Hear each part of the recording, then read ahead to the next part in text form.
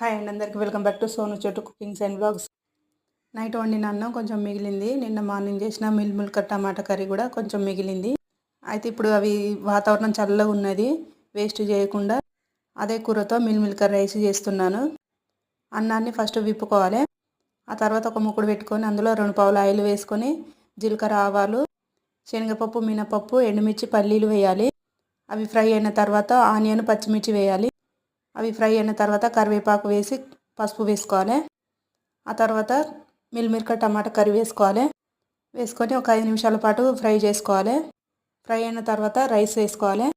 Rice వేసుకొని ఒక 2 నిమిషాల పాటు కలుపుకోవాలి. కలిపిన తర్వాత మూత పెట్టుకొని ఒక 2 నిమిషాలు వేడి కానియాలి. వేడైన తర్వాత స్టవ్ బంద్ చేసుకోవడమే. కలుపుకొని నిన్న సాయంత్రం నాటుకోడి కూర ఉండే మా ఇంట్లో, నిన్న నైట్ తిన్నాక కొంచెం ఉన్నది. ఆ రైస్లో ఈ నాటుకోడి కూర వేసుకొని తింటే సూపర్ టేస్ట్. నచ్చితే లైక్ చేయండి, సబ్స్క్రైబ్